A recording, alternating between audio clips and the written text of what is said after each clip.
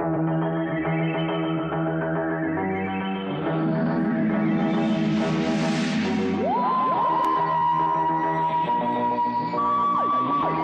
Curse of Peladon, read by Jon Pertwee.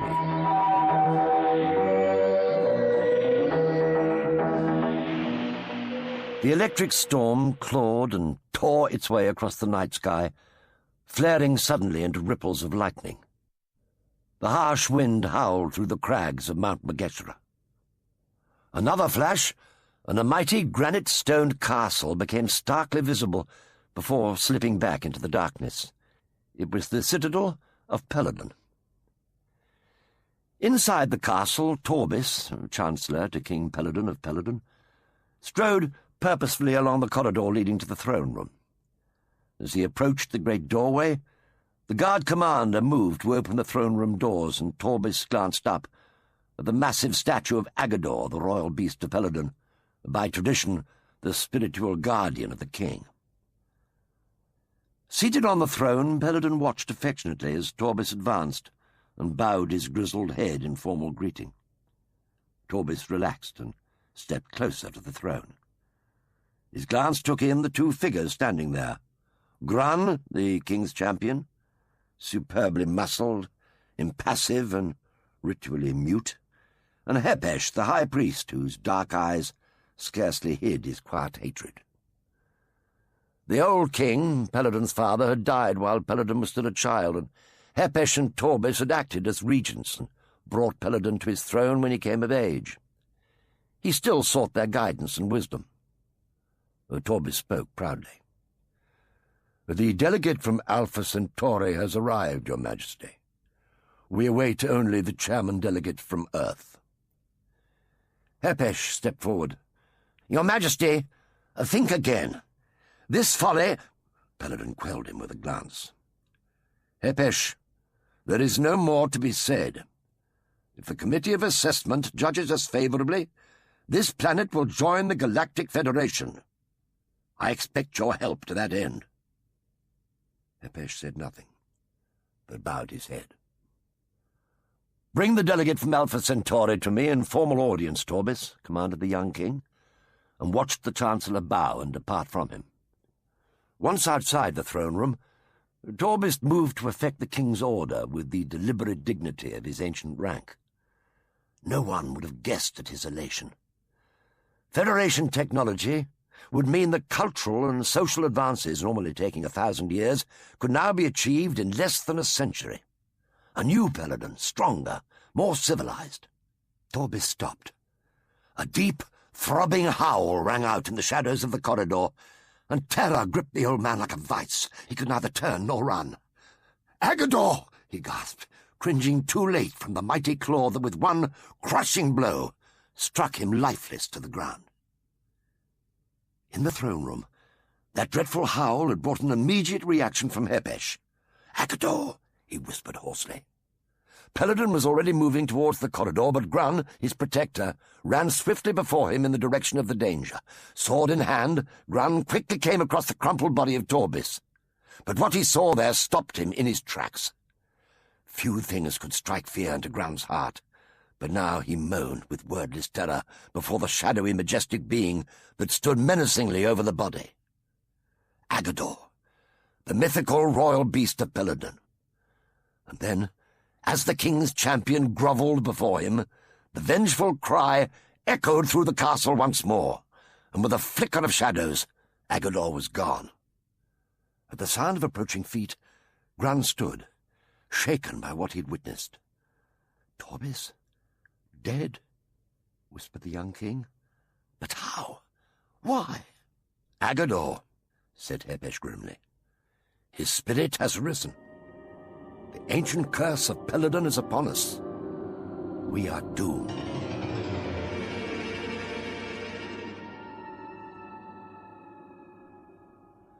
The fury of the storm over Mount Mageshra was increasing. Suddenly, solidifying out of thin air, a large blue box fell victim to the wind's claws. It lurched ominously, coming to rest on a rocky ledge poised over the chasm below.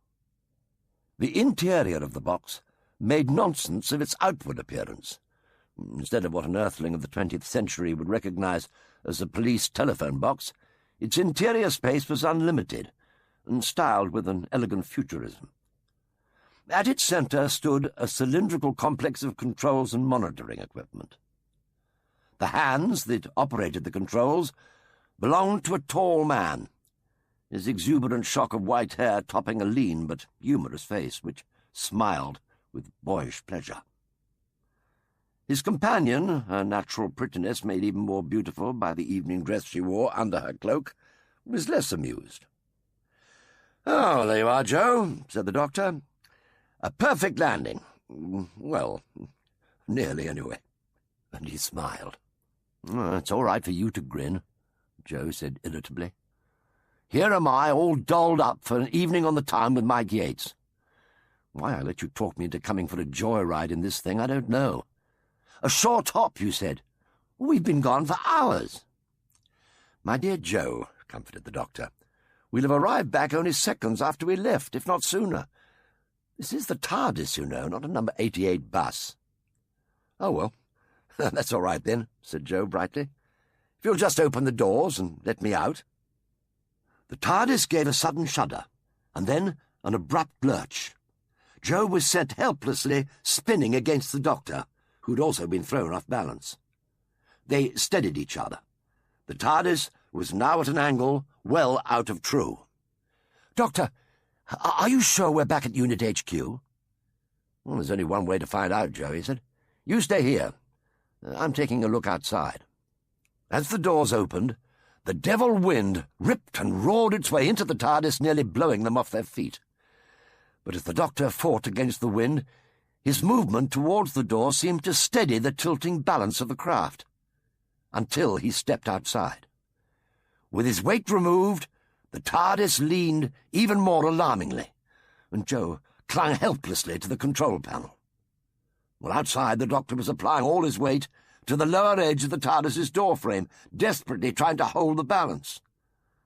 The ledge on which the TARDIS was resting was little more than a narrow shelf of crumbling rock. It needed very little to send the blue box toppling down to the chasm below. There wasn't a moment to lose. The doctor spoke calmly. "Yes, well, we've got ourselves halfway up a mountain, Joe. The TARDIS is balanced on the edge of a rock shelf. Just don't sneeze, that's all." "Well, what do you want me to do?" "Get down on your hands and knees. Yeah, that's it. Now, move towards me slowly, very slowly, very slowly. Now give me your right hand. Yeah, that's it, that's it. Now the other hand."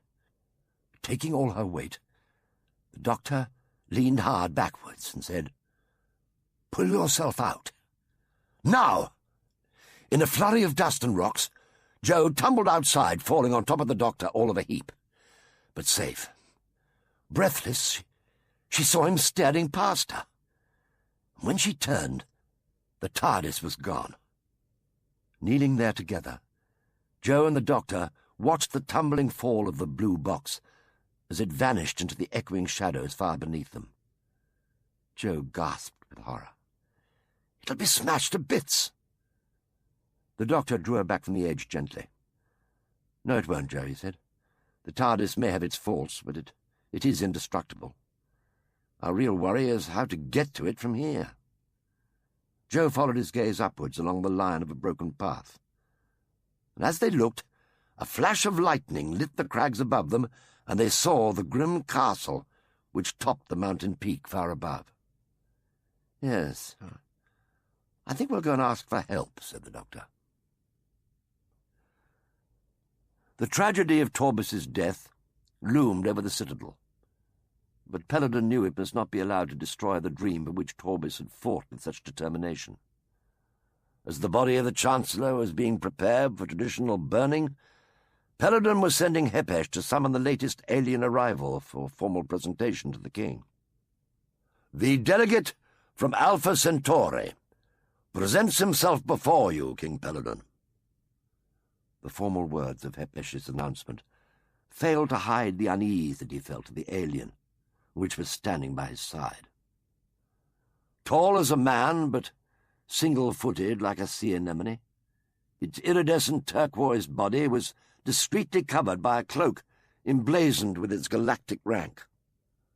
From beneath the cloak rippled 6 graceful tentacles. The whole was surmounted by an octopod head containing 1 huge eye. Peladon welcomed the delegate from Alpha Centauri. The young king's face was grave, betraying no wonder at this, the third of the aliens so far arrived. As a member of the Preliminary Assessment Commission, I have great hopes that your planet will be acceptable as a candidate for the Galactic Federation, piped the shimmering hexapod. That is my sincere hope, said Peladon. Well, unfortunately, interjected Hepesh with cold logic, our discussions cannot begin until the arrival of the chairman delegate from Earth. Oh, he'll be here soon, Hepesh. Earth is many light years away. Is that not so, Alpha Centauri? Said the king.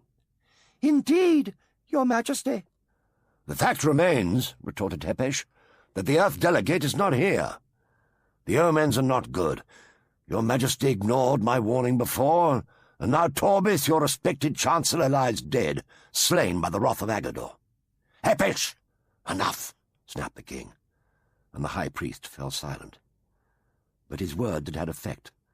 Alpha Centauri's tentacles rippled uneasily, their colour changing to a milky blue in sure indication of alarm. You speak of death? Is there danger here? Queried Alpha Centauri. Such a state of affairs is not acceptable to the Commission. Oh, it's an internal matter, Peladon replied soothingly. I assure you that there is no danger to you or to your fellow delegates. Chancellor Hepesh will escort you to the delegates' meeting chamber. Alpha Centauri turned gracefully and followed Hepesh out. But Peladon's eyes, as he watched them go, were dark and deeply troubled. The path leading up the mountainside was growing steeper. The doctor stopped and looked ahead. The path has crumbled away further up. I'll take a look on this side. You stay here, Joe, will you? Joe was only too happy to rest for a moment and tucked herself into a corner of the rock which was partly protected by a dense patch of scrub. When the doctor returned, she was nowhere to be seen. "Joe!" he shouted against the howl of the wind. "Joe! Where are you?" "Over here, Doctor," came Joe's excited voice. "I found a tunnel behind this bush," she cried. "Come over here and see." Hidden by the scrub, the tunnel seemed to lead under the castle and was lined with a broad vein of phosphorescent rock which gave off a glimmer of light. "What do you think?" said Joe. But the doctor didn't reply. He was already tracing the line of faint light farther down the tunnel. Joe followed him hastily. Fascinating," he murmured. "Fascinating. Have you ever seen anything like it before?" asked Joe. "No, I can't say that I have, Joe, no. It's just that I wonder if we're still on Earth, that's all." The doctor stopped examining the rock. He didn't smile. "I think we'd better try and find out, don't you?" The delegates' conference room was luxurious by Pell standards. 4 alcoves contained iron-hinged wooden doors leading to the living quarters reserved for each alien. The walls between these alcoves were hung with richly woven tapestries bearing the royal arms. Wall torches lit the room cheerfully. "Very suitable," he piped, rippling his tentacles in appreciation. "Our ways are different from yours, naturally," murmured Hepesh. "Is there anything further that you wish?" A question. Why was your chancellor destroyed?" "That's for the king to explain," replied the high priest evasively, and then quickly changed the subject. "Your personal living quarters are here." He opened one of the alcove doors. As the hexapod looked inside, a flat metallic voice cut across the room. "Greetings. I am the delegate from Arcturus. Who are you?" Alpha Centauri had never met an Arcturian face to face. At first glance he saw a tinted but transparent globe of fluid mounted on a compact and elaborate traction unit, the whole strongly resembling a robot rather than an alien life form. But closer examination showed that within the fluid floated a delicate multi-stranded organism, and that at its centre was lodged the vital neuroplasm that governed its actions. "The delegate from Alpha Centauri," announced Hepesh. Greetings, Delegate Arcturus," said the gleaming hexapod. "Have you heard about the incident? A court official has been killed." Inside its globe, the delicate organism grew agitated. "If there's been violence, we could be in danger," rapped out the clinical voice. "Hepesh, explain." "Oh, an internal matter, Delegate Arcturus," answered the high priest. Do not be concerned." "Members of the Federation are committed to the rejection of violence." "But," grated Arcturus chillingly, "we are capable of self-defense when necessary. Observe." Hepesh and Alpha Centauri watched, slightly puzzled, as Arcturus turned to face the statue in the far alcove. A panel on the front of the creature's life support unit opened, revealing the stub of a weapon. It seemed innocuous until it fired, and then with a spit of electronic power the pencil-thin beam of laser light flashed out. Within a split second, the statue glowed and then disintegrated. The Doctor and Joe were deep into the mountainside when the Doctor suddenly stopped. "It's a light, Joe. It could be a door. Now, gently now." But the light falling into the passage a little way ahead was not a door. It was a window, guarded by a carved stone grille. They peered into the chamber beyond, and Joe gave a little gasp. Inside the grille, she glimpsed a small room containing an altar. Over it hung a mask, hideous yet proud, carved into the living rock. "Doctor," Joe murmured, "what is it? Some sort of shrine? I've never seen anything like it before, have you?" No, I haven't. Not on Earth, at any rate. Come on, let's move on." King Peladon looked up and frowned. Hepesh was standing before him. "Why was Torbis killed, Hepesh?" he said, his voice tight with emotion. "Well, Torbis saw your future as a servant of the Galactic Federation, and that was wrong. I and your people see you as the independent ruler of a glorious kingdom." "Yeah, well, I know what is best for my people," said the king. The priest, unflinchingly, spoke with a quiet intensity.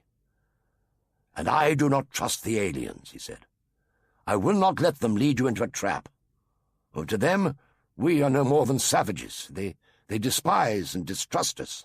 "Then I will talk to them, to remove all suspicion from their minds," retorted Peladon. "Summon the delegates." The massive doors closed after him, but Hepesh did not go immediately to do the king's bidding. Outside the throne room, he encountered the mighty Grun, king's champion, and a dark plan began to form in his mind. As the defender of that throne, Grun would act ruthlessly to preserve his king. But clearly he was not yet aware of the danger of the aliens. It was time for Hepesh to teach him. "Grun," murmured Hepesh, "you have been honored. You have seen the face of the living Agador, and yet you have been spared. It is a sign. I am the holy servant of Agador, and it is for me to interpret such a sign. It is for you to act, if so ordained. Is this the truth?" Grun nodded, and behind the stern mask of his face, Hepesh smiled. Grun bowed his head and made the ritual sign of obedience. The Doctor and Joe were making their way through the tunnel when a welcome glow appeared ahead. It's a flaming torch," Joe cried excitedly. "Doctor, can you see? Civilization at last." "Yes," the Doctor agreed, rubbing his chin and brooding, "but a rather unusual one. And that torch is straight out of the late Middle Ages. Come on then, Joe. I have a feeling that we're coming to the end of it at last." And it wasn't until they turned the corner that they realized how right he was. The tunnel ended in a blank wall. The Doctor moved to the torch nearest the end of the tunnel and fumbled with it. They were an ingenious lot of fellows in the Middle Ages, Joe. Got up to all sorts of tricks. "Ah, yes. Yes, I thought as much. With a low groan, the wall swung open, and they were inside the citadel. Joe followed the doctor as he paced forward. "Let's try this way," he said brightly. But Joe wasn't listening to him. "Doctor!" He turned. Her face was full of alarm. Then he too heard the noise. A heavy, shuffling stride overlaid with a rhythmic hissing sound. Joe pulled the doctor into the shadows. Neither of them spoke as the eerie noise grew nearer. Nearer, nearer. And at last it came into sight. Joe's eyes, wide with fright, could barely smother a gasp of horror. Even the doctor grew tense at what they now saw. It was a biped, but totally unlike any other walking creature Joan had ever seen before. Its massive feet shuffled along as though dragged down by heavy weights. It was entirely covered with an armoured skin that was ridged and plated, and its helmet-like head showed a lipless, scaly skin, lower jaw, and two blankly menacing eyes, screened as if by perspex. Moving as relentlessly as a battle tank, it strode past them down the corridor and out of sight. "Doctor," murmured Joe weakly. "What was it?" The doctor's face was grim as he replied, "That, Joe, was an ice warrior, a product of the planet Mars. This is no place for us. Back to the tunnel, come on." But the wall was closed. The doctor, intent upon finding the catch that would allow them to escape, barely noticed the sound of the approaching guards until it was too late. This time, there was no escape. Joe caught the doctor's look of resignation. "All right," she sighed. "Let's give ourselves up. At least this lot look human." In the throne room, the delegates from Arcturus and Alpha Centauri had taken their place before Peladon, who, with Hepesh and Grun flanking him, patiently awaited the last delegate to join the group. Islia, the Martian, and his lieutenant, Sorg. When the Martians had taken their place, the guards closed the great doors behind them. Where Sorg was massive and brutal, Islia was sharply elegant. He spoke with icy precision. "We are here at your request, King Peladon. Address us." "Oh, thank you for your attendance," said the young king pleasantly. "By now you know of the tragic incident involving my chancellor, Torbis. Since his sad death, it is Hepesh, my high priest, who acts as my administrator. The loss was a personal one. Torbis was more than my adviser. He was a trusted friend." "But he was killed," stated Islia coldly. "Why?" Before Peladon could answer, Hepesh stepped forward and boldly addressed the aliens. "The death of Torbis was a supernatural warning," he cried. Peladon interrupted. "Hepesh offers a personal opinion. He claims this tragedy is connected with one of our more ancient legends." "Explain this legend to us now." With a bold gesture, the high priest indicated the tapestry behind the throne, and on it the representation of the royal beast, Agador. "It concerns the royal beast of Peladon," he began, "a creature now extinct, but once the fiercest of all wild beasts on this planet. It is written there will come a time when the spirit of Agador will rise to warn and defend his royal master Peladon. But at the time, strangers will appear on the face of the land, bringing peril to the king and dreadful tribulation to his kingdom." The eyes fixed on the high priest suddenly saw him falter. He stared past the assembled group towards the doorway. Standing there, surrounded by armed guards, was the doctor, with Joe at his side. Even by the humanoid standards of Pels, Joe and the doctor looked unusual. It was as though, by speaking the legend aloud, Hepesh had brought part of it alive. In his turn, the doctor stared intently at the strangely mixed gathering about the simple throne, and his eyes narrowed as he saw the commanding figure of the Martian warlord move towards him. The warlord came to a crisp halt directly before the doctor, and then, with a swift, imperious gesture, he first struck his own left shoulder with his clenched fist and offered his open, gauntleted hand in greeting. "Chairman delegate from Earth, greetings," said the warlord with chilly formality. "Delegate Islir, Sub-Delegate Sorg. Delegate Alpha Centauri, the Galactic Committee is much in need of your experience and judgment. Delegate Arcturus, you are late. My apologies to the committee, the doctor replied quickly. My space shuttle, a forced landing on the mountainside. I'd like something done about recovering the machine.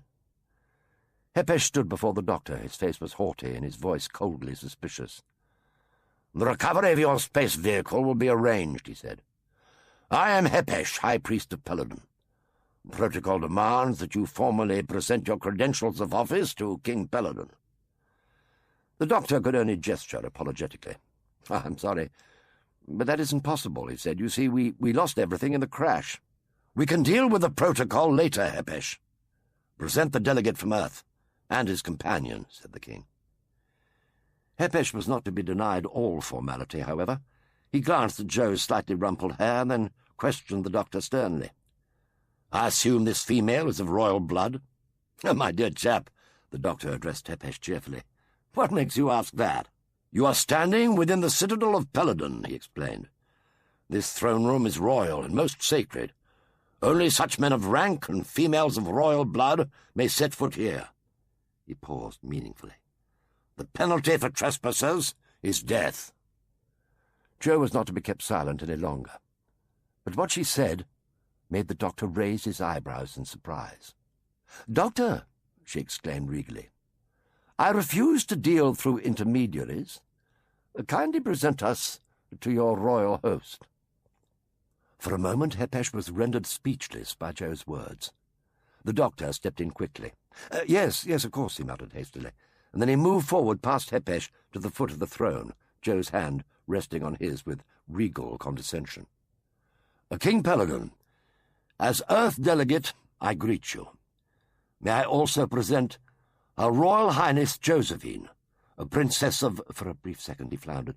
"Princess of Tardis." Joe curtsied deeply while the doctor bowed. Peladon indicated that they should rise. His words were addressed to them both, but his eyes were fixed on Joe. To those who believed in omens, this beautiful visitor must point to good fortune. "Greetings, Princess," said Peladon, smiling warmly. "I'm sorry that your long journey ended so uncomfortably." "Princess, what is your power on the Committee of Assessment?" asked Islir. The doctor knew that Joe had even less idea of the purpose of the Aliens Committee than he did. He answered for her quickly. "The princess is present," he said affably, "as a royal observer. We felt the situation called for it." "Ah, I see," said Islir. "As on my planet, you still preserve the aristocratic process." Chairman Delegate, we are not here to indulge in social diplomacy. Our purpose is to consider admitting this somewhat backward planet into the Galactic Federation. Unfortunately, the success of our mission is threatened already by violence. "Well, that's hardly a promising start, is it?" replied the doctor pleasantly. "What has happened exactly?" "The King's Chancellor has been killed," squeaked Alpha Centauri. "Destroyed by a legend," observed Islir with chilly disbelief.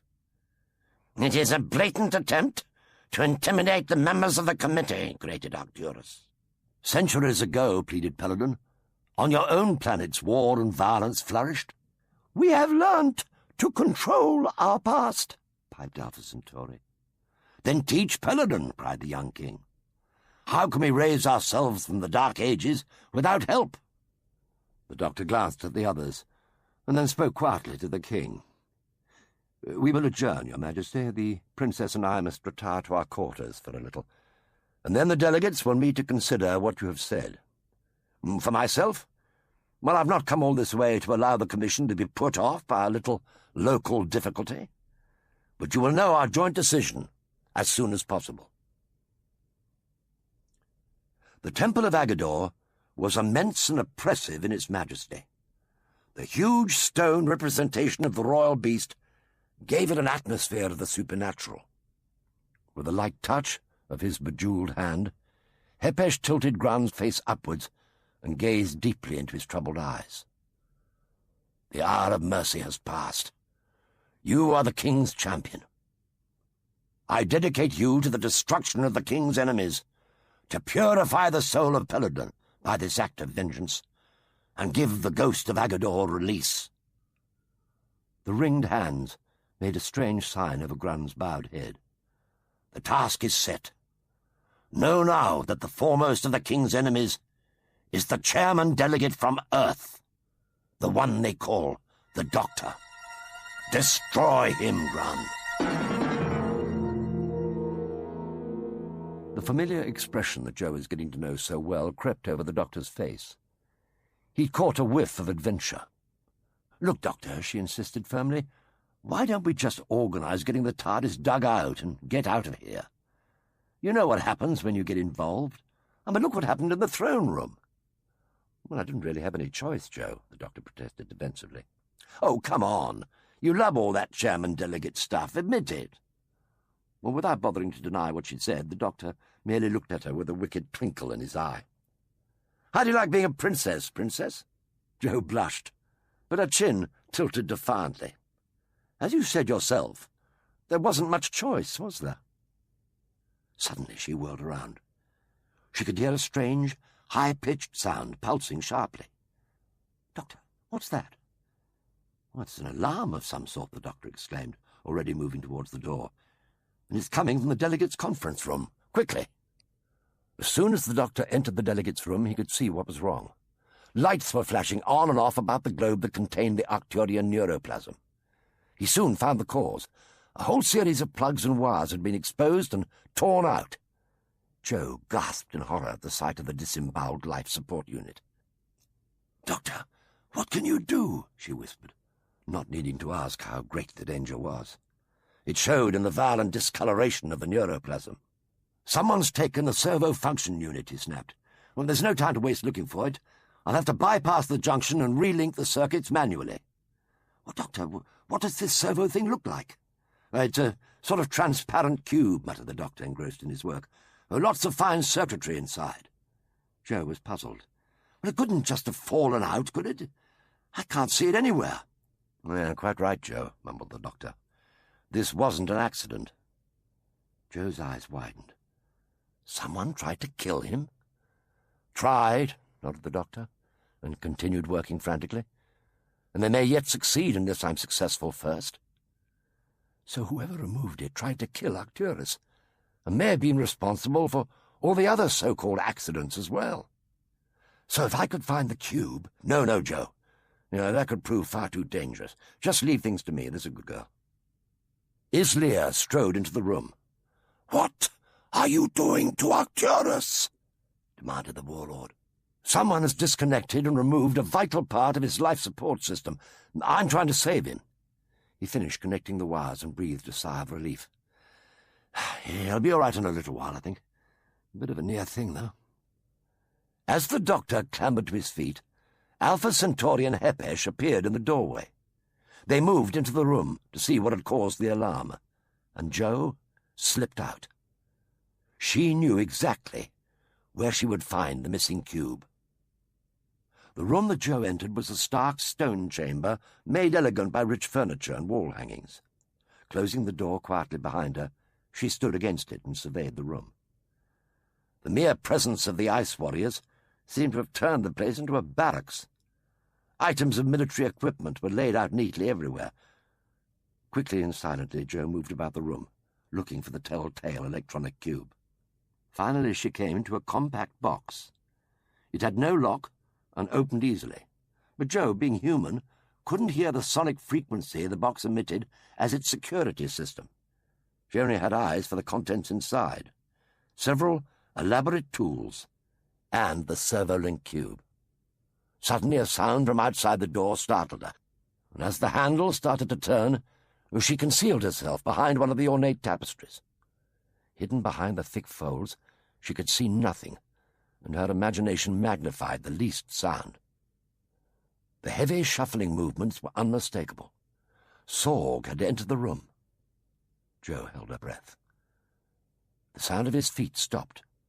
All she could hear was the serpent-like hiss of his breathing. Then he was moving again. But where? Jo quickly found out. A mighty hand tore the tapestry aside, and she found herself face to face with the grim warrior. She couldn't even scream. "Earth Princess," Sorg whispered accusingly. "Why are you here?" Jo gripped the cube defiantly. "I was looking for something, and I found it." The huge Martian made no attempt to snatch her discovery from her. Instead, he inspected it very carefully, as though seeing it for the first time. "This object," he hissed, "it does not belong here. It is not ours." "Yes, I know it isn't," exclaimed Jo. "It belongs to Arcturus. You tried to kill him." "You will stay here," declared the Martian. "I must inform Lord Islir of what has happened." And then, taking the cube, he strode out, closing the heavy wooden door after him. Jo ran to the door. As she reached it, she could hear the sound of heavy bolts being rammed home. She was trapped. Arcturus was rapidly recovering. The delegates clustered about him, tense with anticipation. In the background, Hepesh glowered grimly. "Let us hope there is no permanent neural damage," hissed Islir. "Arcturus, can you hear me? Do you know what has happened?" I have been attacked," rasped the slurred metallic voice. Attacked! Who was it?" shrilled Alpha Centauri excitedly. "Did you see who?" Was the face of Agador revealed to you, alien?" cried Hepesh. "I'll give him a chance," muttered the doctor. "He's still suffering from shock, poor chap." "Memory circuits are out of phase. Something violent happened to me, but I do not remember. I do not remember." The halting voice finally broke down. It was not going to be easy. Things were not going well for Jo either. It looked as though she'd be forced to sit and wait until Sorg returned with his boss, Islir. And then the fun would start. If it came to her word against Sorg's, it was obvious which would count most. And then not only Jo, but the doctor himself would be in dead trouble. She looked about her morosely. And then she looked again. High up on the far wall there was a window, open and unbarred. It wasn't easy, and more than once she nearly toppled and fell, but finally Jo managed to climb the wall and scramble onto the window ledge. Her plan was to creep along until she came to a window opening into another room, and then find her way back to the doctor. Flattened hard back against the wall of the citadel, poised high above the stone courtyard, Jo began to inch along to her left, her hands spread wide, feeling for the opening that she needed. Deep in thought, the doctor paced along the castle corridor. But when a huge fist gripped him by the shoulder and turned him from his path, he was instantly alert, hand raised to defend himself. "You really shouldn't creep up on a chap like that, Grun. What do you want?" The mute warrior could only grunt, but his mimed gesture was clear enough for the doctor to understand. "You want me to go with you, is that it? But why?" With deft movements of hand and fingers, Grun indicated Jo's long hair and height. For a moment the doctor looked mystified, and then, realizing, he frowned. "You mean Jo, the princess? Is something wrong?" Grun nodded vigorously, but his face was serious.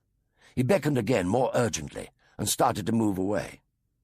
"Then she's in trouble?" Grun's hand pulled at the doctor's arm. Now the doctor didn't resist, but he urged the burly warrior to lead on. He did not see the figure in the shadows that watched him go. It was Hepesh, the high priest, and he was smiling. At last, Jo's hand felt the welcome shape of a window edge. Relieved, she lowered herself down and through the narrow opening. For a moment she sat quite still on the interior ledge and looked about her. It wasn't a room, but a section of corridor. She dropped to the floor and landed lightly on her toes. And then, keeping to the shadows, she moved along the corridor and tried to get her bearings. The doctor watched Grun's broad back warily. He'd followed the burly warrior for what seemed ages, doubling and twisting through the labyrinth of castle corridors until he should have been well and truly lost, which was precisely what was intended. The doctor chuckled to himself. But someone, somewhere, must think he was a fool. He wanted to see just where Grun was leading him. Well, he was sure it wasn't to Joe. Suddenly Grun stopped and pointed to a tapestry which was set in a dark alcove of the passage. He gave a twist to the nearby torch holder, and with a low groan the wall slowly opened wide enough for a man to squeeze through. With a charming smile, the doctor indicated that Grun should lead the way. Jo paused, telling herself not to panic. The corridor swept ahead in a great unending curve. Surely she would recognize something or someone soon. From somewhere along the corridor came a deep, throbbing howl. Alert she stood, uncertain which way to run, and then when she saw the looming shape coming towards her from the corridor ahead, she screamed. Into the full light of the wall torches stepped Agador. The jet-black silky hair that covered the monster curled and twisted into bizarre shapes and seemed to add to its huge dimensions. From deep in the skull, two flashing bloodshot eyes stared and glittered in bestial fury. And above the nostrils, a ferocious white tusk gleamed, and two tusk-like fangs projected from the glistening mouth. Jo screamed again. The great beast reared above her, seeming to fill the whole passageway. Jo turned and ran for her life. She knew that her cloak would only hinder her escape, so she let it fall to the ground, and began to sprint, and turning a corner, ran smack into Sorg. Held fast in his mighty arms, she could do nothing but point to the corridor behind her. Islia, standing behind Sorg, motioned for Sorg to release her, and said sternly, "You were a prisoner in our room. How did you escape?" Gulping for air, Jo struggled to reply.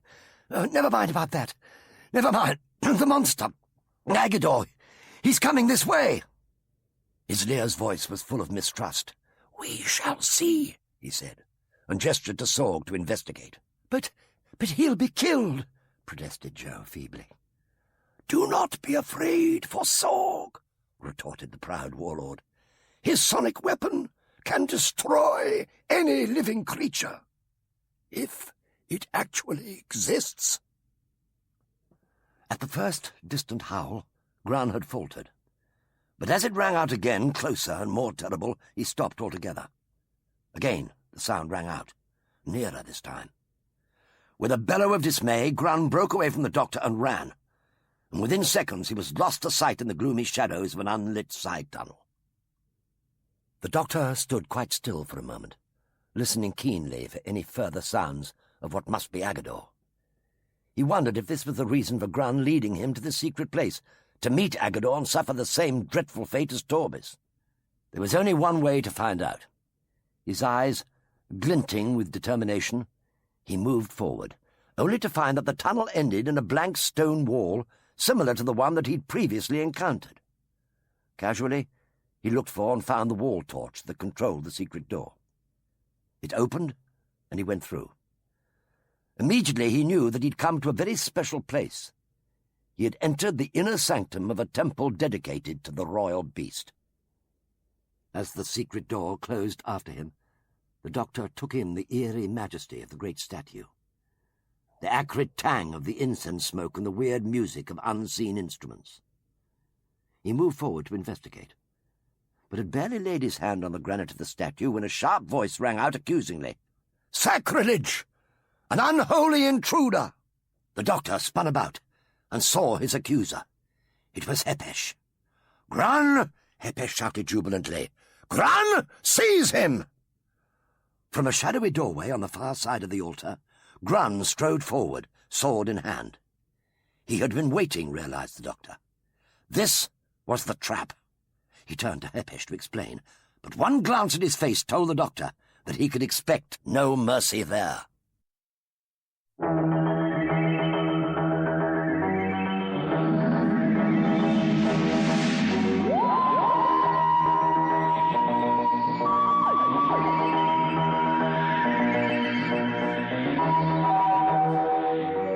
Sorg had found no sign of Agador, and returned to his lair with only Joe's cloak in his great hands.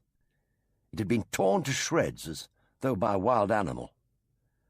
Without further discussion, Joe had been taken back to the Martian quarters for interrogation. "I tell you, I saw the monster. He was there," she insisted. "You heard its cries. You can see what it did to my cloak. Why won't you believe me?" "True, we heard sounds," admitted Islia, "and we discovered your torn cloak. But only you have seen this monster, not us. It could be a clever trick." "It isn't," exclaimed Joe furiously. "I'm telling you the truth. And anyway, you're the ones who should be doing the explaining. You had Arcturus's stolen life support system in your room." With a flurry of tentacles, Alpha Centauri entered the room and squeaked in panic. "Islia! Sorg! Princess! Come quickly! The doctor has been taken prisoner. He is in the throne room. We must go to him. He is on trial for his life." Peladon prepared to speak. He'd heard Hepesh out, and the essential fact of the doctor's presence in the sacred temple could not be denied. The time had come, therefore, for judgment to be cast. "Doctor, Federation delegates," Peladon said, his face clearly showing his unhappiness at the situation. "The charge is extreme sacrilege. You are accused of desecrating the inner sanctum of the Temple of Agador. To this charge, the laws of Peladon allow of no defence, and of one punishment alone: death." Joe bit back a cry, and watched the doctor as he stepped forward. "Your Majesty," declared the doctor with complete sincerity, "I am innocent. There was no sacrilege intended, I assure you of that." "He was there," growled Hepesh. "Not only did he gaze upon the holy image, but he laid his foul alien hands upon him. Is this innocence? No, there is but one consequence, Majesty. Name it." Islia stood forward proudly. Joe held her breath. What would he say? "Peladon, this earthling is a stranger to your planet. His ignorance of the law deserves consideration." "The crime is too great," snapped Hepesh quickly. "Then a royal pardon would count all the more highly with the Federation," said Islia. Hepesh was quick to interject again, his tongue as sharp as his wits. "The Federation cannot override our holy laws. Such action is forbidden by its Charter of Freedoms." "Well, the law isn't always right," cried Joe. You can't just let an innocent man be executed." "No one can prevent it, Earthling," murmured Hepesh smugly, and then turned to his king. "Let it be done." But Joe was not yet beaten. Pushing her way past Hepesh, she threw herself at the foot of the throne, her desperate face up-tilted to the young king sitting there. Their eyes met as Joe put all her pleading into words. "A king can do anything," she said firmly. "If you honestly believe in peace, if you really despise violence and cruelty, this is your chance to prove it. Think what an effect it would have on the Galactic Commission. But more than that, I'm asking you as a friend. Please, there has to be some other way." "There is an alternative," declared the king, standing and facing the doctor. "Trial by combat." "It's barbaric," Joe protested. She had expected a royal pardon. "It is all I can offer," said the young king. Couldn't Joe see that he'd done as much as he dared? He turned to the doctor. "What do you say, doctor?" The doctor met the young king's gaze proudly, and lifting his head, smiled. "I accept the challenge, Your Majesty. Who do I fight?" The king's next words wiped the smile from the doctor's face. You will be held captive in your room until dawn, and then you will enter the pit of combat and engage in a fight to the death with Grun, the king's champion." The reassuring look from the doctor as he was taken away gave Joe no comfort. But no sooner did he arrive in his room than Hepesh dismissed the armed escort. Listening to their feet march off into the distance, the doctor suddenly understood what Hepesh was up to. "Yes," he mused aloud. "You're a wily old bird, aren't you, Hepesh? The door will be left conveniently open, and I'll be killed while trying to escape. Is that it? You do realize, don't you, that my death will certainly create an interplanetary scandal?" "I know the consequences, alien," answered Hepesh, "and I do not want your death." The doctor frowned as Hepesh pointed to the open door. "I'm afraid I can't, old chap. I still haven't got my space shuttle back. A blue box found on the lower slopes of the mountain is being brought to the Citadel now." "And what about Princess Jo?" "Oh, she will be allowed to leave with you." "You want to sabotage the Commission, Hepesh." "Why? The Federation will exploit us for our minerals, enslave us with their machines, corrupt us with their glittering technology. The face of this planet will be changed forever. Nothing that I know or value will remain. I'd rather be a cave dweller and free than a civilized slave." "Do you call holding your people prisoner by ritual and superstition freedom?" he said. "The people need Agador. He is our protector." The doctor smiled tauntingly. "And do you really expect your pet ghost to take on the Federation single-handed?" "You are a fool, alien," snapped Hepesh. "We do not stand alone." "Oh?" queried the doctor. "And who exactly is standing with you?" Hepesh's eyes narrowed, and his face grew bitter. "Take your chance while you can," he snarled as he left the chamber. "It isn't long till dawn."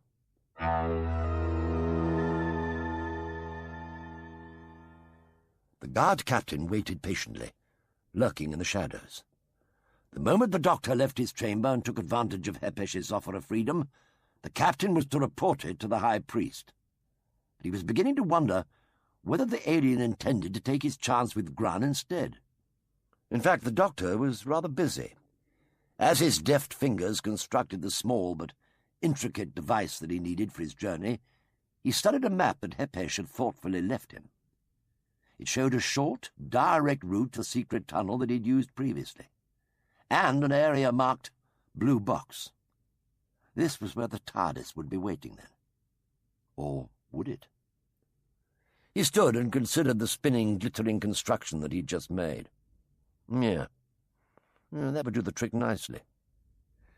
He slipped it into a convenient pocket, and then, without any attempt at concealment, he walked outside.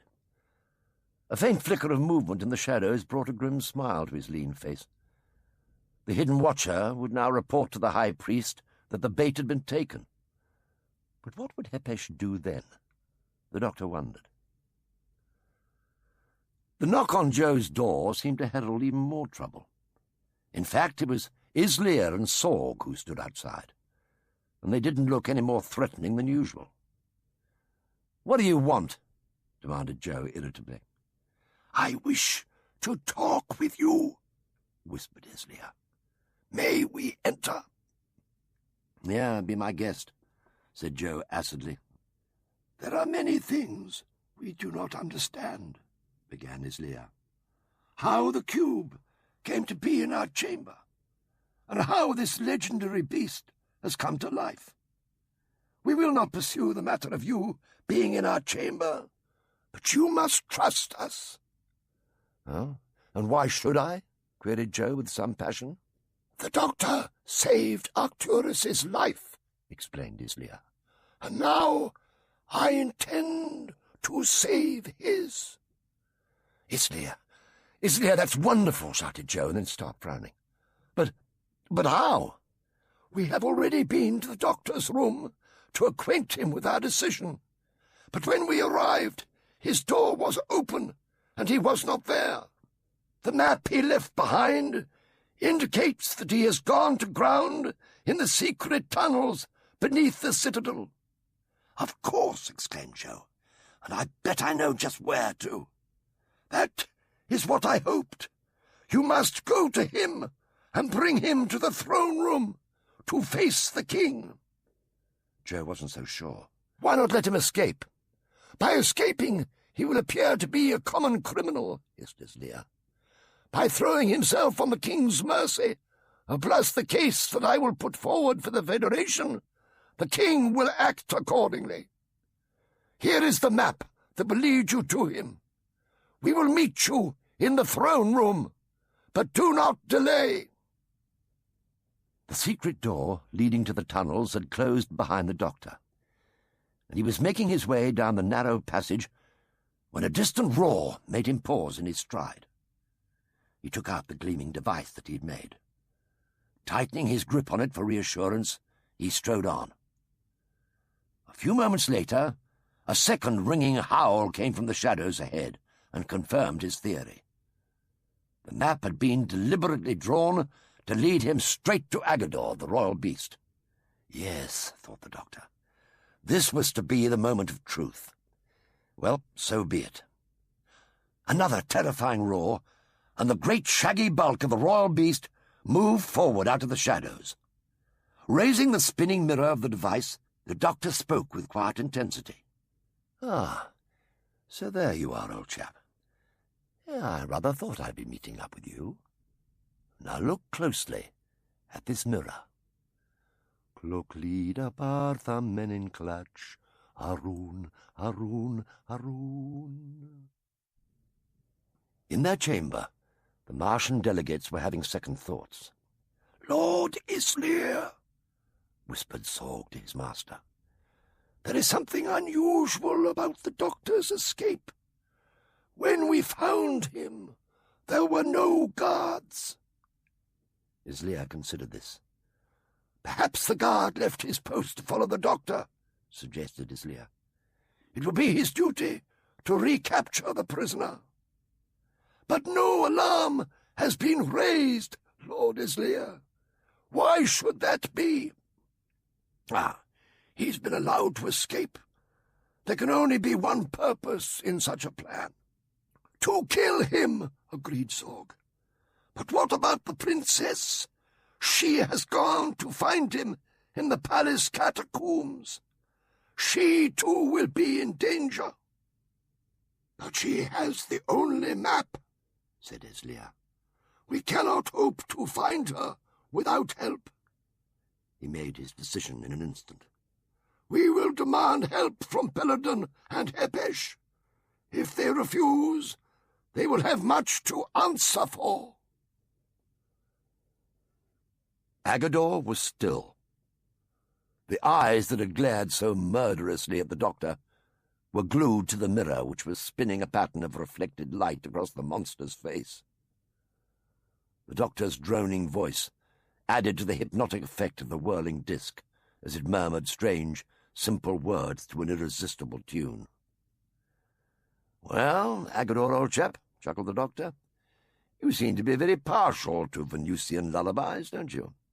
As though in reply, the normally fearsome monster growled, but this time with pleasure, like a contented cat. The terrifying roar had made Jo freeze in her tracks. Agador. But if Agador was up ahead, thought Jo, then so was the doctor, and if he was in trouble, now was not the time to desert him. Turning a bend in the tunnel, she stopped, and barely stifled a scream. The doctor seemed to be lying between Agador's outstretched paws.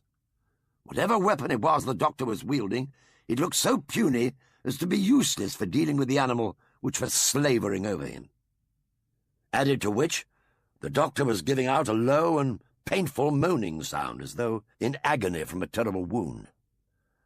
With a great brave cry, she charged to the doctor's rescue. "It's all right, Doctor. I'm coming. I'll save you." "No! Keep back, Jo!" the doctor shouted, but it was too late.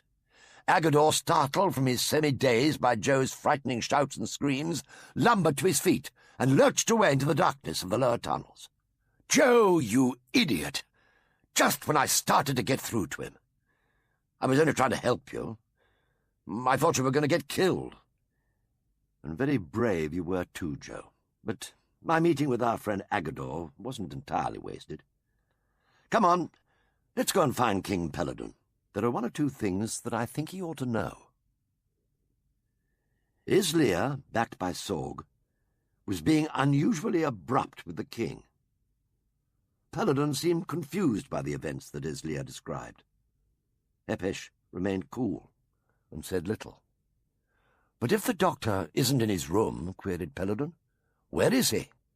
"In the tunnels, beneath the citadel," insisted the Martian. "But I believe his journey was a trap." "Tunnels?" remarked Hepesh in disbelief. "There are no tunnels." "We found a map with secret routes marked to the temple. This will prove the doctor's story." "Delegate Islia," requested the king, "where is this map? Show me." "It is in the hands of the Earth Princess. She is using it to find the doctor."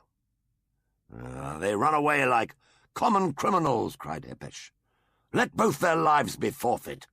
Let them be hunted and destroyed. They do not deserve an honourable death." Suddenly, a familiar voice rang out. "Sorry to disappoint you, Hepesh, but I'm requesting a personal audience with the king." Hepesh was struck dumb with amazement.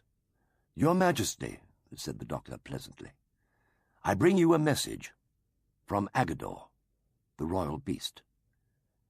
I have seen for myself that Agador is no ghost or spirit, but a magnificent living beast.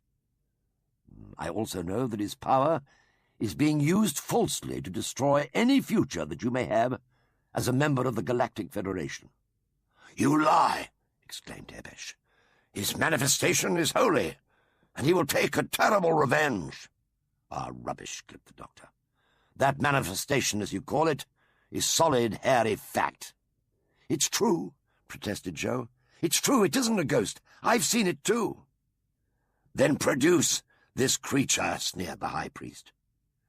"We can, if your Majesty will permit it," said the doctor confidently. "Agador lives in the tunnels beneath this palace." The king looked doubtful. "You spoke of tunnels before, Doctor. They are a mystery to me, and to Hepesh." "Hepesh gave me a map, your Majesty," the doctor said. "I gave this alien no map," denied the high priest. The doctor turned to Joe and held out his hand. "Where is it, Joe? Let's show His Majesty the directions for my escape in Hepesh's own handwriting." Joe looked at him in dismay.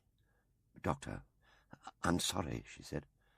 I must have dropped it when I had a go at Agador." "They have nothing," cried Hepesh. "It is another alien trick. Let him be taken to the pit." "No!" cried Joe. "No!"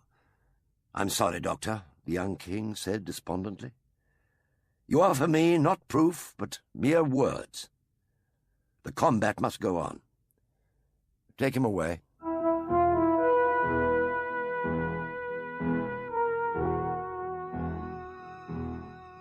The king's chair was set within an enclosed cubicle at a prime viewing point along the gallery that encircled the upper rim of the pit of combat, and beside him stood Hepesh, smiling in anticipation. Silently the delegates took their places in chairs on either side of the king. The formalities were simple. The two combatants were to march to the center of the arena, turn and face the king, and await his signal. They could take up or reject any of the weapons placed around the arena. No tactic was forbidden. Only surrender was not allowed, and only one man must leave the pit alive. Side by side, the doctor and Grun walked to the center of the arena and paused. As the king stood up, they bowed in unison. He raised a hand. In it he held a scarlet pennant, bright against the drab grey of the castle stones. The fluttering scarlet fell. The fight had begun. Neither of them had been inside the pit before, but Grun had at least viewed it many times from the gallery above. While he loped towards the weapons that he wanted, the doctor scarcely moved.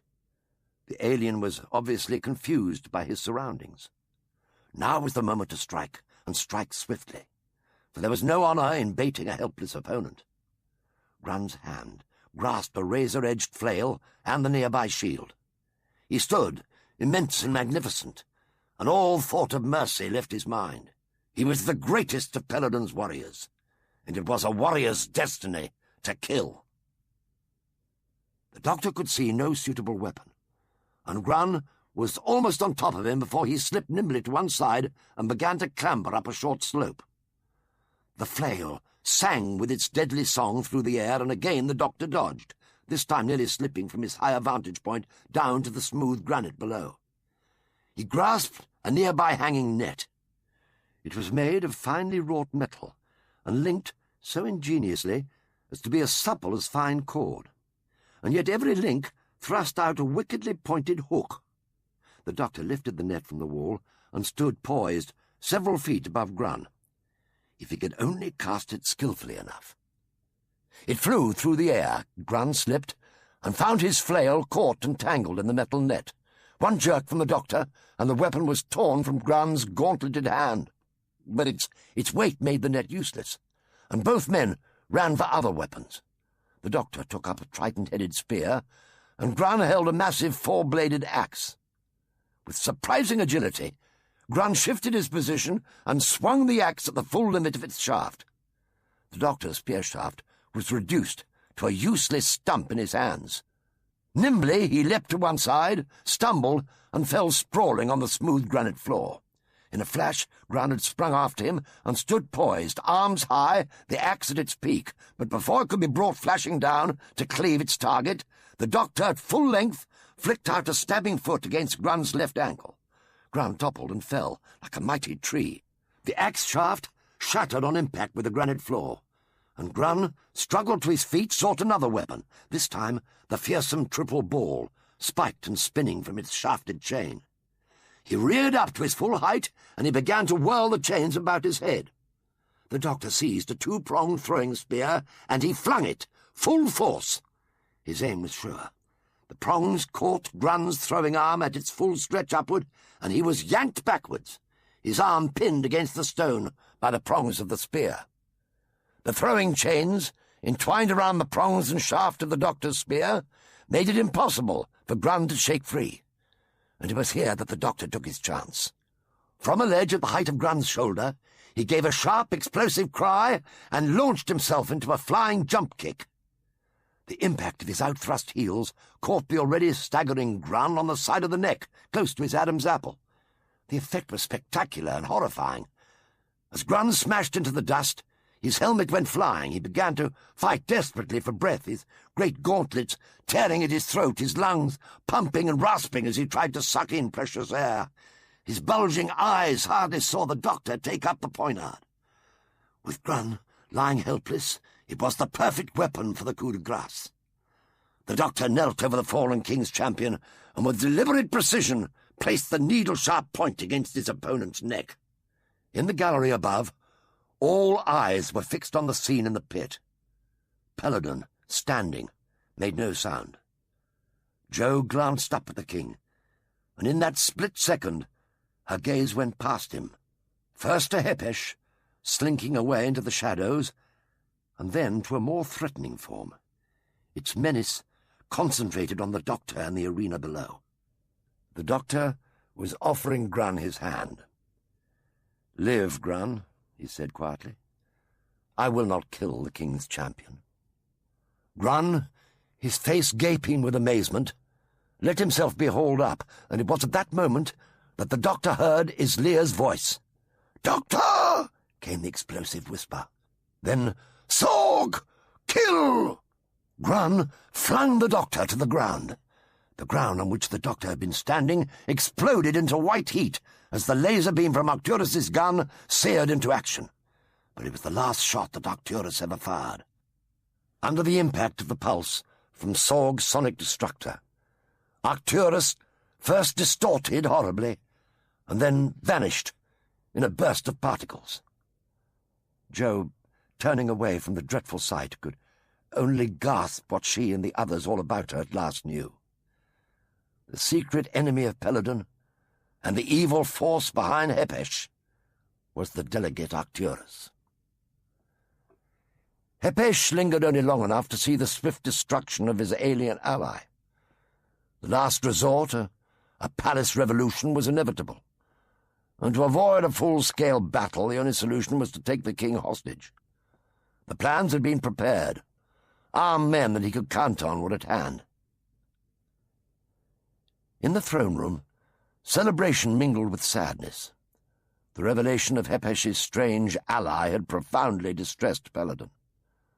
"Well, there was no malice towards you, Your Majesty," the doctor murmured. "Only a fanatical love of the past."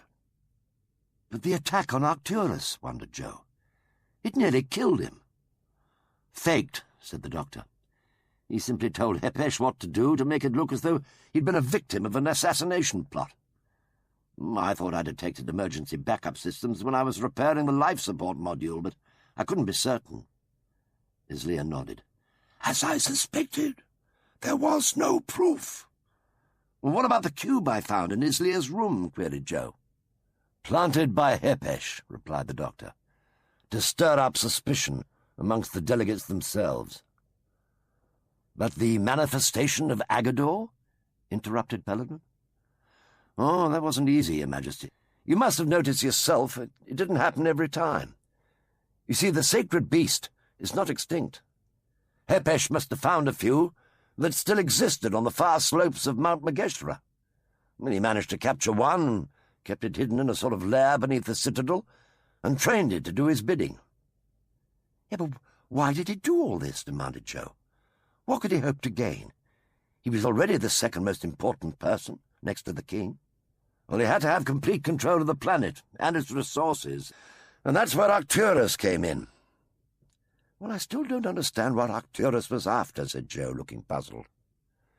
It was Islia who answered her. "Peladon is rich in mineral deposits. The planet of Arcturus is within 10 years of running out of its own natural resources. That's why Arcturus had to make sure Peladon didn't become part of the Galactic Federation. They could then make an independent treaty with Hepesh, take all the minerals required, and leave the Pel economy unchanged. Very little would be paid, and Peladon would still be in the Middle Ages."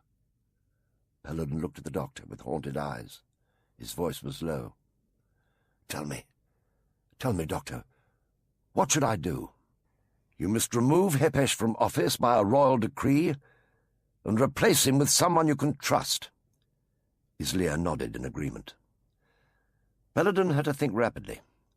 All eyes were on the frowning face of the young king. Only the doctor let his gaze be caught by a gesture from Grun. The doctor questioned the hovering form of the king's champion with a silent glance. The reply came in a subtle series of mimed gestures. And before he had the chance to deduce what Grun was trying to communicate, the king was speaking again, and Grun had slipped away unnoticed. "If there should be a civil war," asked Peladon, "will I receive the full backing of the Federation?" It was the anxious voice of Alpha Centauri that answered the king. "The Federation Charter does not permit our involvement in internal politics." Islia turned on Alpha Centauri. "A unanimous decision can summon emergency powers, and if necessary, call on our orbiting spacecraft for technical assistance." Peladon stood, his head proud and erect, a slight smile on his lips.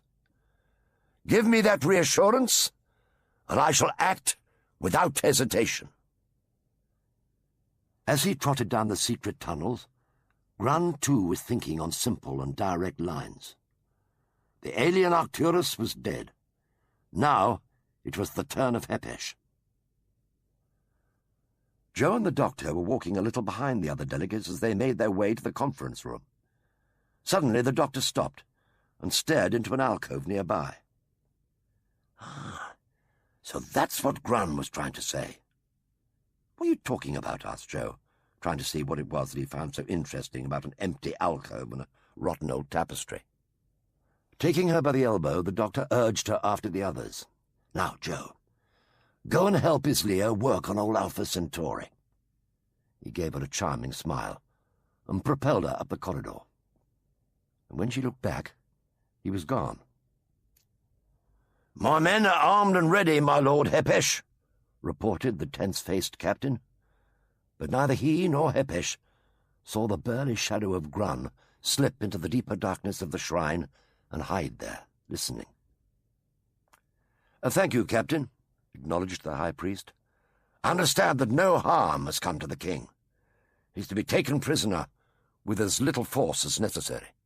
At the moment we storm the throne room, 2 men must move immediately to seize the king. They must be—" The high priest stopped in mid-speech as Grun's mighty form stepped forward from the shadows. Hepesh saw the glint of the naked sword, and he knew that he was closer to death than he'd ever been before. The captain spun about at Hepesh's cry of warning, and with a lunge to the throat, Grun had ended the captain's life. He turned to find the enemy that he'd come for, but Hepesh had anticipated him, and coming in behind, struck him on his unprotected head with a massive stone from the altar footing. And without a sound, Grun toppled to the ground and lay there utterly still. Hepesh stepped over the body and moved out to the tunnel. "Come!" he called to the waiting commandos. "It is time! The hour of Agador is at hand!"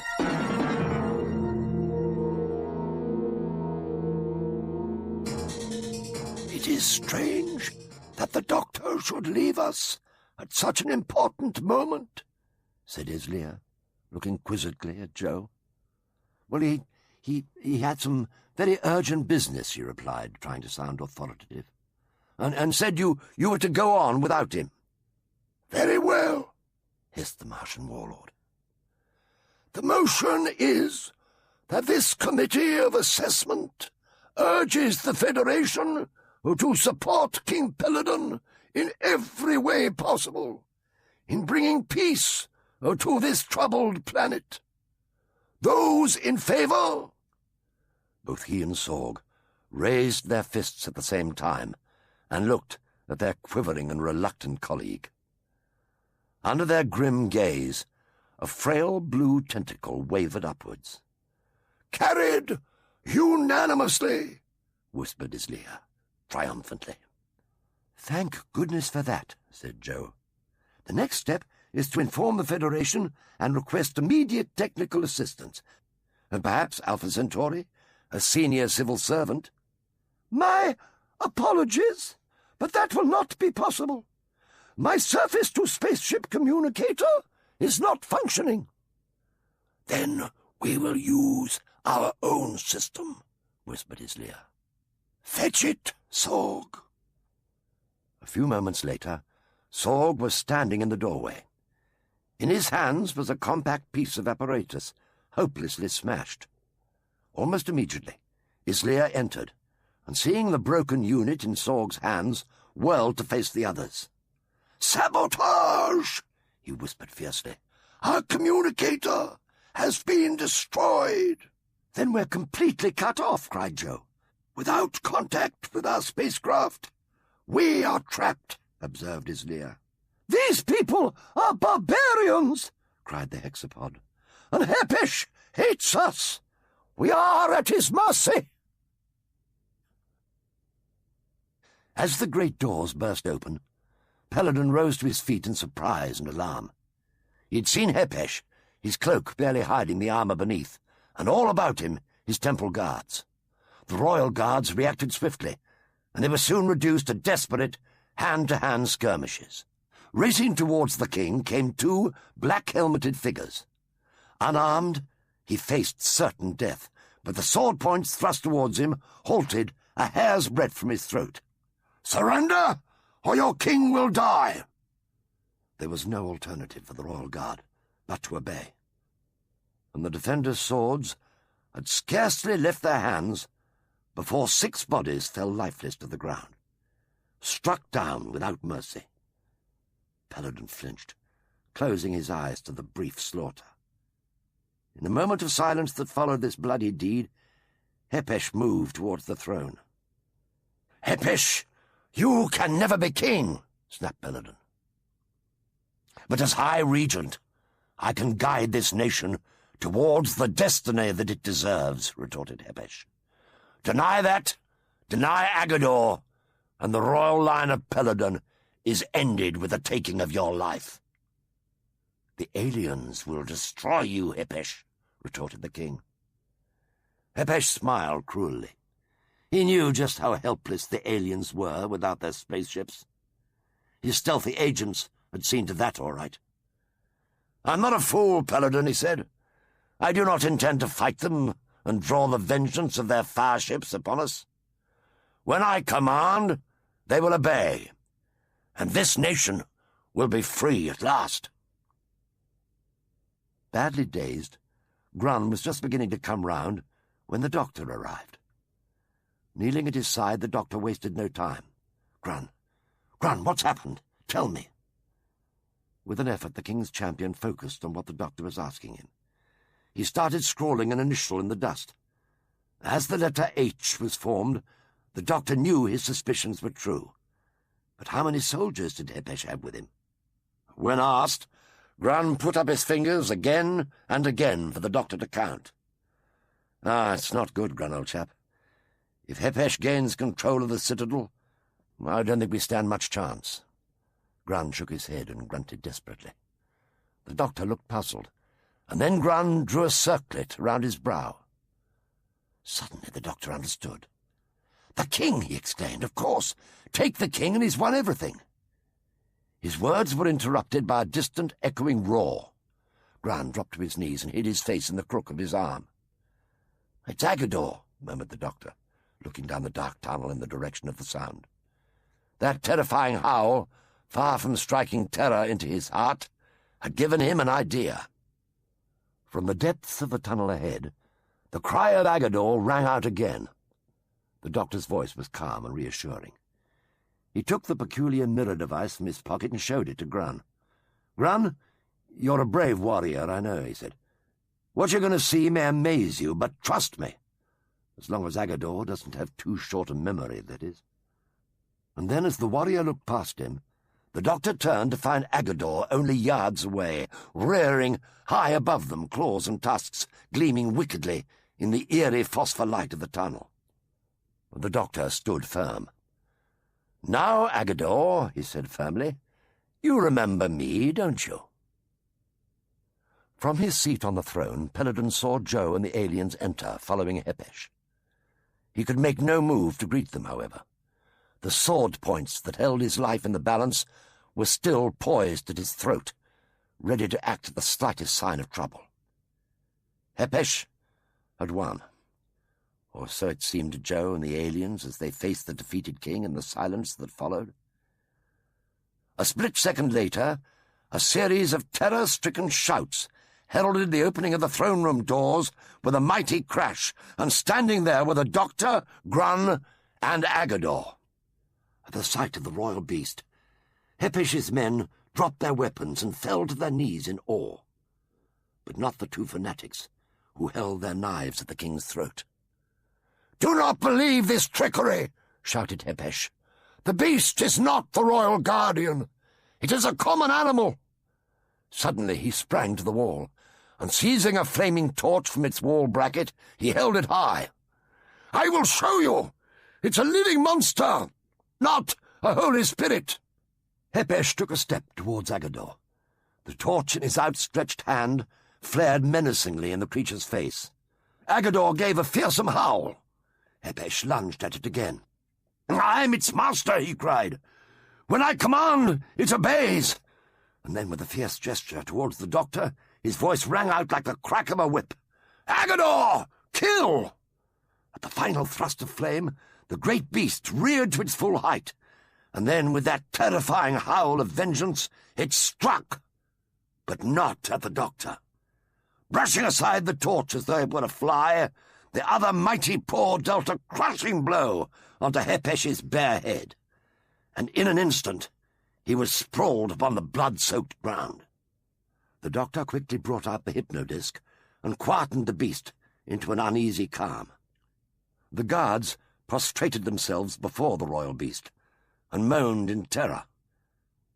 It was the king who reached the fallen figure of Hepesh first. Gently, Peladon laid the limp figure on the ground, and closing the lifeless eyes, removed his royal cloak and covered the high priest's body. "Let the memory of this unhappy day be wiped from all our chronicles," declared the king. "Let Hepesh the high priest be buried with the honor that his rank deserves." It was the doctor who spoke next. "We honor your wisdom and mercy, Peladon. These are the qualities that are welcome within the Federation." And then his voice rang out, raising the hearts of everyone about him. "Long live Peladon of Peladon! Long live the king!" The Federation treaty with Peladon awaited only the signature of the king. It would be given as part of the coronation ceremony, a supremely fitting overture to a glorious reign. Now the doctor was escorting Jo to the delegate's room, for a surprise, so he said. "But what is it?" begged Jo, as the doctor opened the door for her. "See for yourself," smiled the doctor. "The TARDIS!" exclaimed Jo, and ran over to it, as though to a long-lost friend. "Is she all right?" "Couldn't be better. Remember, I told you that she was indestructible." "I wouldn't mind staying to see the coronation," said Jo brightly, "and then we could go home." The doctor looked relieved. "Good idea, Jo," he said, and then beamed happily. "You know, I haven't seen a good coronation since Queen Victoria." "Name-dropper," retorted Jo, and burst out laughing. She started to go outside, but found herself held back by the doctor's hand on her arm. He was listening intently to voices approaching from further along the castle corridor. Two of the voices they could hear were familiar, Islea and Alpha Centauri. But the other was that of a stranger, a woman, and a woman of considerable authority by the sound of it. "You say you are from Earth?" came the protesting whisper of the Martian warlord. "But you are not expected." "And I keep telling you that I am the official Earth delegate," boomed the female voice. The shrill twitter of Alpha Centauri echoed hysterically. "But you can't be! The doctor is the accredited Earth delegate. He is our chairman." "Doctor?" rang out the rich tones of the woman. "What doctor? Doctor who? Tell me." "Oh, pity about that," murmured the doctor. "I'd have enjoyed seeing the crown on Peladon's head." "Me too," agreed Jo, "but I think we'd better go, don't you?" The doctor nodded, and produced a certain key from his pocket. "Yes, Jo," he said. "I think we'd better." The doors of the TARDIS had no sooner closed than the female Earth delegate entered in full glory, trailing Islea and Alpha Centauri in her resplendent wake. "They should be here," hissed the Martian. "They will explain the—" But he never finished his sentence. A bone-jarring mechanical grinding noise filled the room. "What on earth?" exclaimed Madam Chairman. "What is that ridiculous blue box?" She blinked and looked again, her mouth agape in almost comical amazement. For the ridiculous blue box had vanished completely.